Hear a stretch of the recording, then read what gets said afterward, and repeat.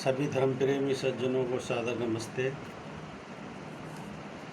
साथियों, बहुत बहुत स्वागत है आपका इस स्वाध्याय सत्संग रूपी आध्यात्मिक चर्चा में।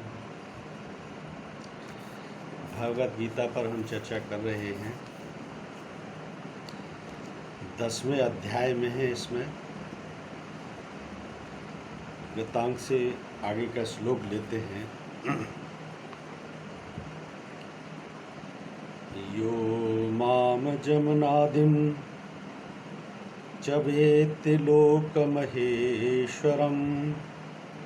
असम्मूढः समर्तेषु सर्वपापैः प्रमुच्यते।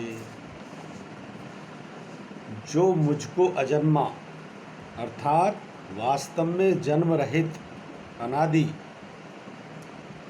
और लोकों का महान ईश्वर तत्व से जानता है, वह मनुष्यों में ज्ञानवान पुरुष संपूर्ण पापों से मुक्त हो जाता है।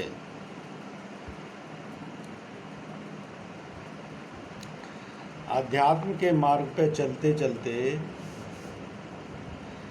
जब व्यक्ति उस अवस्था में पहुंच जाता है जहां से उसका मुक्ति का मार्ग खुलता है, इस श्लोक में उस ज्ञान की बात कही गई है। जो मुझको अजन्मा अर्थात वास्तव में जन्म रहित, अनादि और लोकों का महान ईश्वर तत्व से जानता है। अब कृष्ण ये बात को कह रहे हैं और वो अनादि शब्द भी यूज कर रहे हैं, अजन्मा शब्द भी यूज कर रहे हैं और कह रहे हैं कि जो तत्व से मुझको जानता है। तो यहाँ पर तत्व से तत्वों को समझने की आवश्यकता है। ये कौन से तत्व की बात कर रहे हैं? क्योंकि प्रकृति जगत में, इस सृष्टि में दो ही तत्व हैं। एक है चेतन तत्व और दूसरा है जड़ तत्व, प्रकृति जिसे कहते हैं। तो जो मुझको अजन्मा अर्थात वास्तव में जन्म रहित, और उस चेतन सत्ता का कभी जन्म नहीं होता। ये जो यात्रा परिवर्तनशील जो कही जाती है, एक शरीर से दूसरे रूप में, जिसमें मनुष्य बार बार जन्म लेता है, मृत्यु को प्राप्त होता है, ये उस अवस्था की बात है। दरअसल जब तक आपका सूक्ष्म शरीर पूरी तरीके से, आप उस सूक्ष्म शरीर से पूरी तरीके से मुक्त नहीं हो जाते, तब तक वो ये अवस्था नहीं आती जिस अवस्था की कृष्ण बात कर रहे हैं। तब तक ये जन्म मरण का चक्कर लगा रहता है।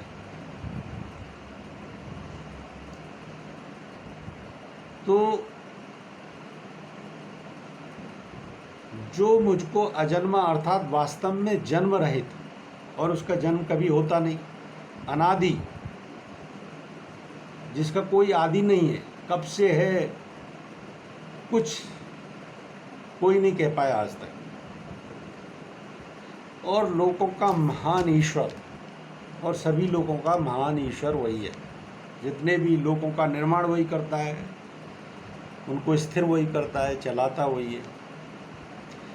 तो इस बात को जो तत्व से जानता है वह मनुष्यों में ज्ञानवान, इसलिए इस बात को कहा गया कि मनुष्यों में ज्ञानवान, यानी मनुष्य ही है जो इस अवस्था तक पहुंच सकता है।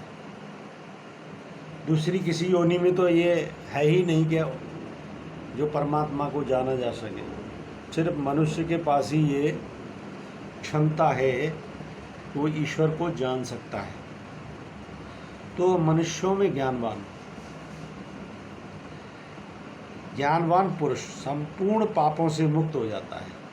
संपूर्ण पापों से मुक्त होने की जो बात मैं कह रहा हूँ, ये वही बात है कि जो मुक्त अवस्था में जो व्यक्ति प्रवेश कर जाता है, जिसका मुक्ति का मार्ग खुल जाता है। तो जब मुक्ति का मार्ग जब ही खुलता है जब आपका सूक्ष्म शरीर भी पूरी तरीके से गलित हो जाता है, यानी जो सूक्ष्म प्रकृति है उसमें वो मिल जाता है। जो सत्य, रज और तम 3 गुणी सूक्ष्म प्रकृति है, ये आपका सूक्ष्म शरीर उसमें विलय हो जाता है उसका। ये उस मुक्त अवस्था की बात कर रहे हैं कृष्ण। और वही अवस्था है अजन्मा। फिर उस आत्मा का जो सत्ता है उसका कभी, क्योंकि वो जो आत्मा का जो न्यूक्लियस है, जो केंद्र बिंदु है, सूक्ष्म शरीर जब तक रहता है वो आत्मा के केंद्र बिंदु के दायरे में रहता है। फिर वो उसका वो सेंटर होता है जो आत्मा है। तो ये जो सूक्ष्म शरीर त्रिगुणात्मक प्रकृति का ये उसमें विलय हो जाता है, तो फिर ये मुक्त अवस्था को प्राप्त होता है।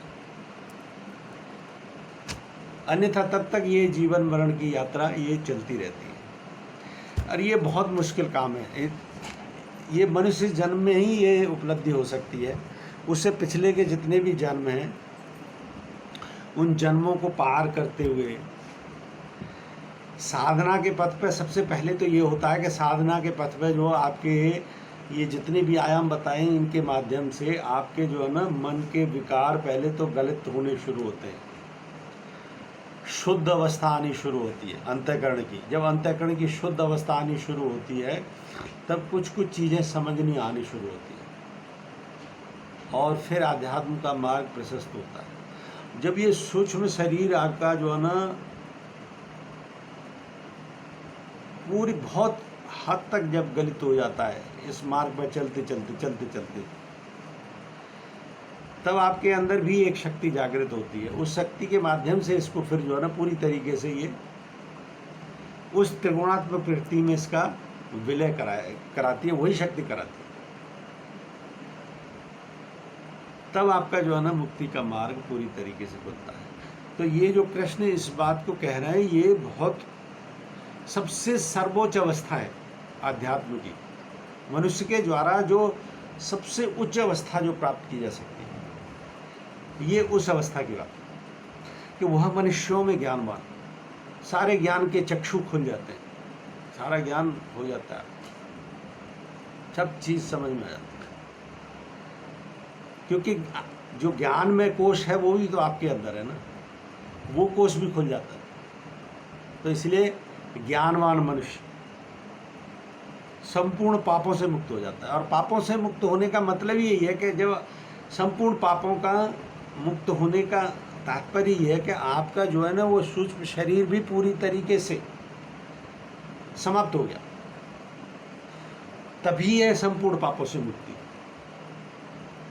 और तभी वो मुक्त अवस्था का में प्रवेश है। जब आपका सूक्ष्म शरीर ही पूरी तरीके से गलित हो गया, जो सूक्ष्म प्रकृति जो इस सृष्टि का संचालन करती है वो आपको इन आँखों से तो नज़र नहीं आएगी, वो तो अंदर के चक्षु जो खुलते हैं तब अनुभूति का विषय है। वो भी सूक्ष्म प्रकृति भी जो त्रिगुणात्मक सूक्ष्म प्रकृति है वो भी अनुभूति का विषय है। तो वो इन आँखों से तो वो महसूस देखी नहीं जा सकती। तो वो सूक्ष्म त्रिगुणात्मक जो प्रकृति है उसमें उसका विलय हो जाता है सूक्ष्म शरीर, और जब वो विलय हो गया तो आप मुक्त हो गए। वही जो कल के श्लोक में मैंने बताई थी कि इसे आपको पार निकलना होता है, ये बंधन है। ये आपका शरीर जो है ना ये एक तरीके से आपकी आत्मा के लिए कैद खाना है, सबसे बड़ा कैद खाना है। जब तक आप इस चीज़ को समझ नहीं पाते, जब तक आप इस मार्ग को अपनाते नहीं, यही आपके लिए बंधन है और यही मोक्ष का द्वार है। तो जो कृष्ण इस बात को कह रहे हैं कि जो मुझको अजन्मा और वास्तव में जन्म रहित, तो जन्म रहित वही अवस्था की बात, फिर जन्म नहीं होता।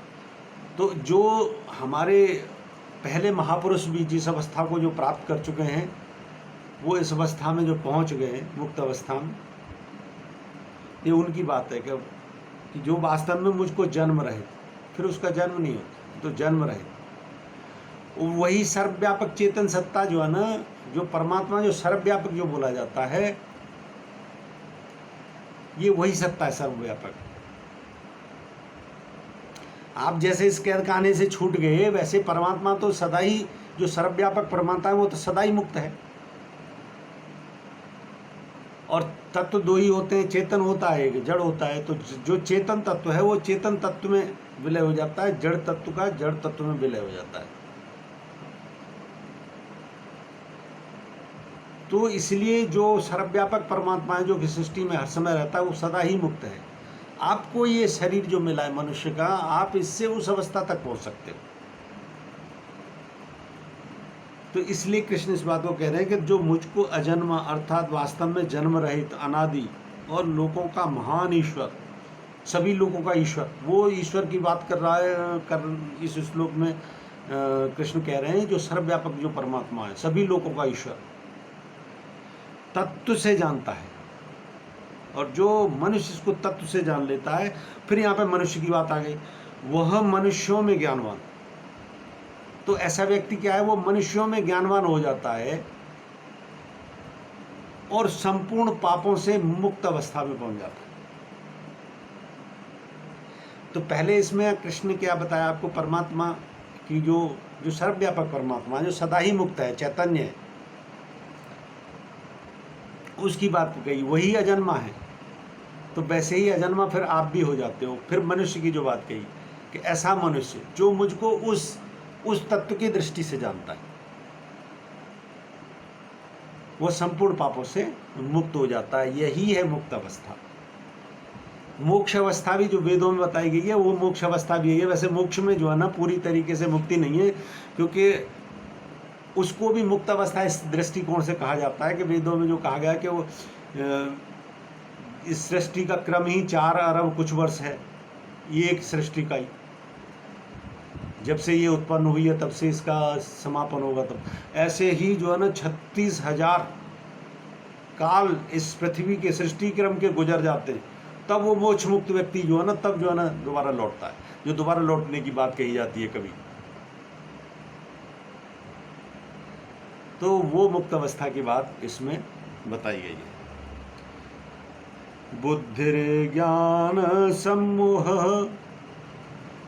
क्षमा सत्यम दमः समः सुखम दुखम भवो भावो भयं चाभयमेव च अहिंसा समता तुष्टिस्तपो दानं यशो यशः भवन्ति भावा भूतानां मत्त एव पृथग्विधा। निश्चय करने की शक्ति, बहुत महत्वपूर्ण श्लोक। निश्चय करने की शक्ति, यथार्थ ज्ञान, असमूढ़ता, क्षमा, सत्य, इंद्रियों का वश में करना, मन का निग्रह तथा सुख दुख, उत्पत्ति प्रलय और भय अभय तथा अहिंसा, समता, संतोष, तप, दान, कीर्ति और अपकीर्ति, ऐसे प्राणियों के नाना प्रकार के भाव मुझसे ही होते हैं। अब इसमें क्या है, गुणों की विशेषता। ये श्लोक जो है ना, ये 2 श्लोकों के माध्यम से जो गुणात्मक प्रकृति है उसकी व्याख्या है इसमें एक तरीके से। अभी इसमें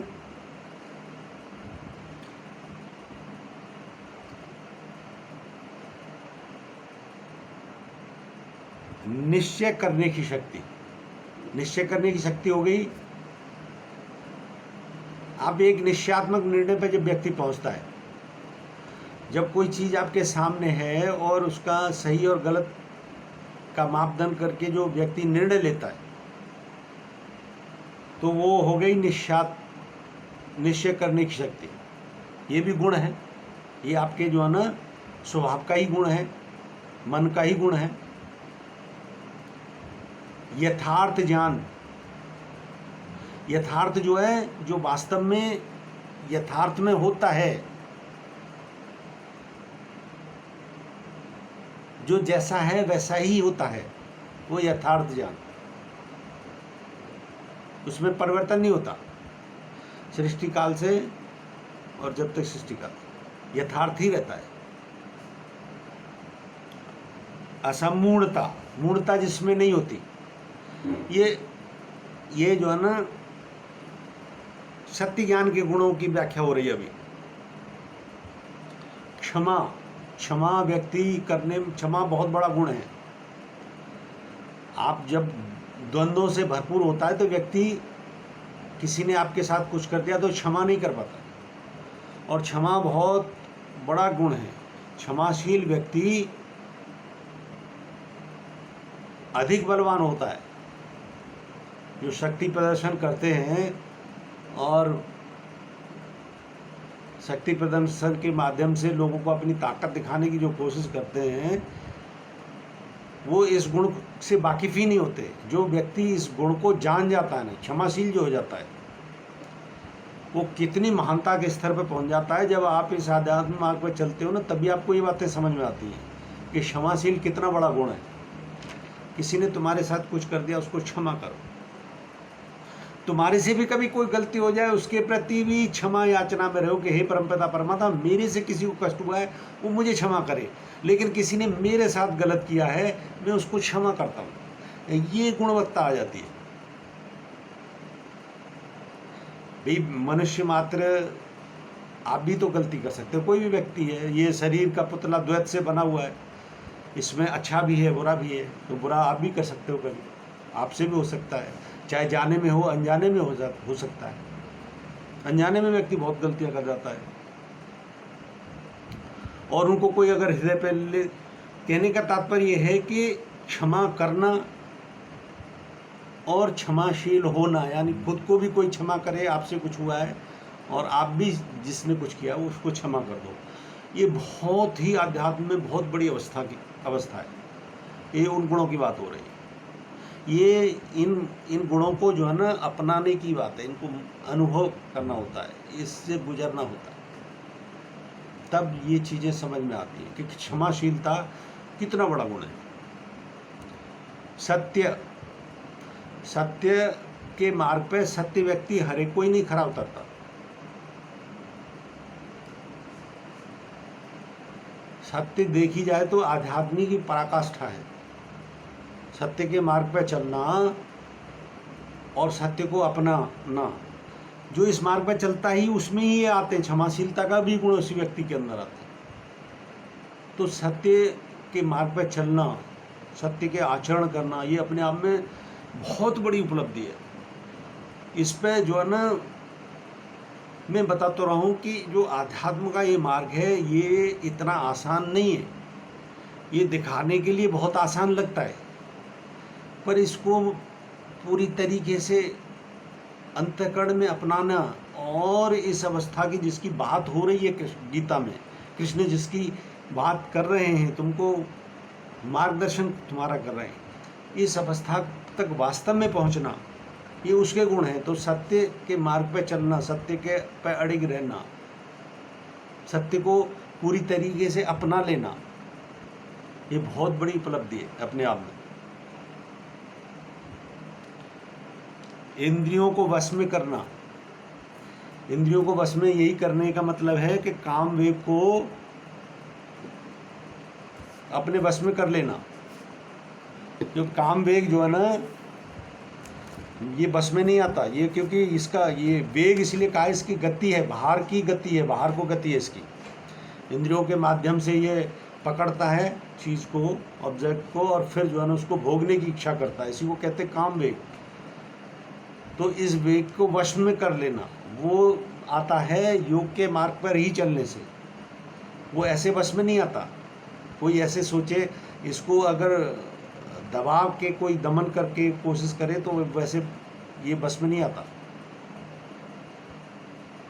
वो घातक होता है, नुकसानदायक होता है। तो इसको बस में करने का मतलब है आपके ये चीज़ उपलब्ध है नहीं उपलब्ध है, आप निज स्वभाव में हो, आपको इतना नियंत्रण आ गया अपनी इंद्रियों पे, आपके साधना की इतनी उच्च अवस्था प्राप्त कर ली है कि ये आपके स्वाभाविक रूप से बस में आ चुके हैं।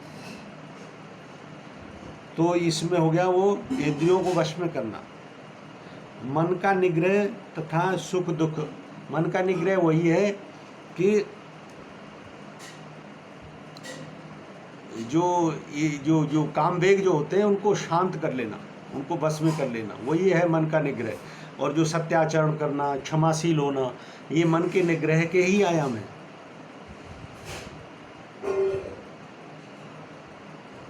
उत्पत्ति, प्रलय, भय, अभय, अहिंसा, समता, संतोष, तप, दान, कीर्ति, समभाव में रहना, संतोष करके रहना, भय अभय में सम अवस्था हो जाना, वो भयहीन हो जाता है व्यक्ति, उसको भय कभी लगता ही नहीं। भाई जो व्यक्ति इससे पार हो गया उसको भय, देखिए पशु भी भय में रहते हैं, लेकिन आध्यात्मिक व्यक्ति ही भय मुक्त हो सकता है। केवल सारे भय समाप्त हो जाते हैं, अंदर कुछ रहता ही नहीं। मैंने अपनी एक पुस्तक में शुरुआत में ये कहा है कि वैक्यूम, जो वैक्यूम रहता है एक अंदर, जो है ना खालीपन सा रहता है। देखिए बाहर के जगत में अगर देखते हैं तो वो खालीपन सा क्या है, वो खालीपन होता है जब हम चीज को खाली कर देते हैं। लेकिन यहाँ पे आपके संस्कार जो होते हैं ना अंदर, वो आपके लिए खालीपन का अनुभूति कराने वाले होते हैं, क्योंकि चैतन्य पूरी तरीके से सर्वव्यापक है। तो ये जो आपके अंदर जो संस्कार होते हैं, ये जो परतें होती हैं आपके मन की, ये आपके अंदर वैक्यूम का काम करती हैं, यही खालीपन का काम करती हैं उस समय आपके अंतःकरण में। तो भय अभय की अवस्था में पहुंच जाना, न अभय है न भय है, न किसी से डर रहे हैं न किसी को डरा रहे हैं, इस अवस्था में पहुंच जाना।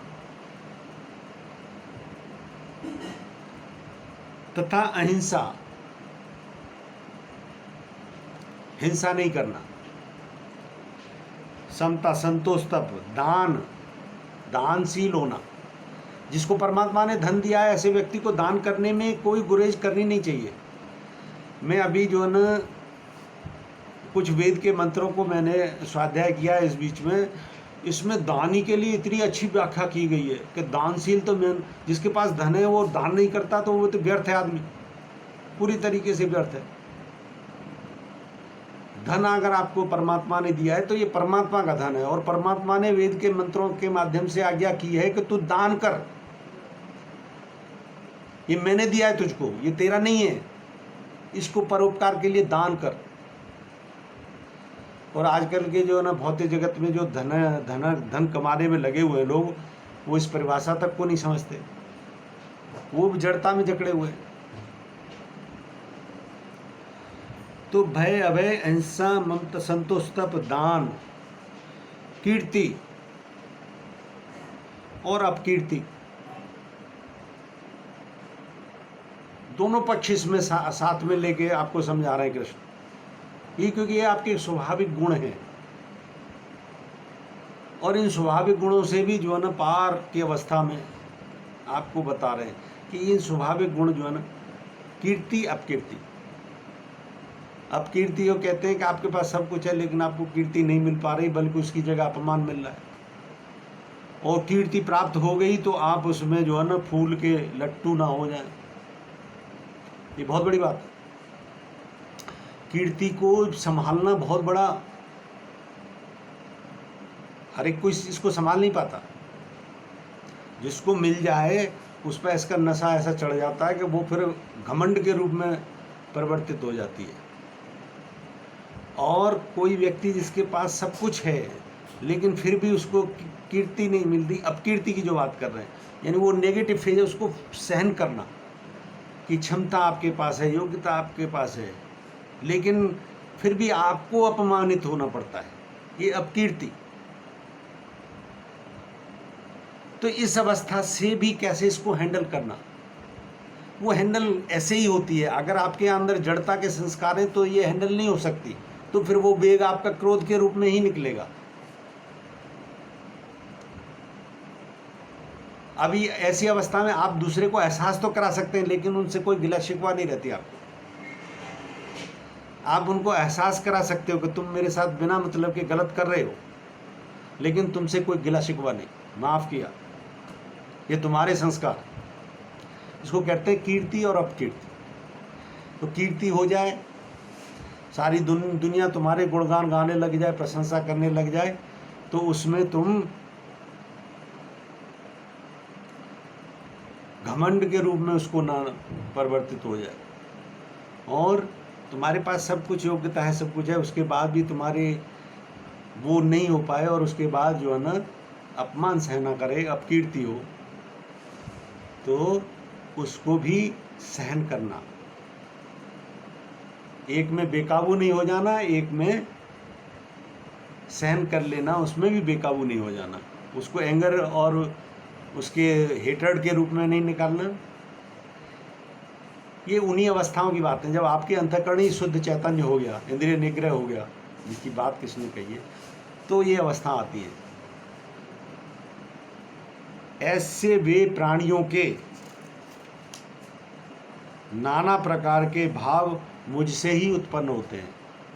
ये उस प्रकृति की व्याख्या कृष्ण तुमको बता रहे हैं कि ये जो तुम्हारे अंदर गुण स्वभाव हैं, ये मेरे द्वारा ही दिए हैं। तुम इनको अपना मान के जो है व्यवहार में ले आते हो, वही तुम्हारे अहंकार को जन्म देता है, और वही तुम्हारे पतन का कारण भी होता है।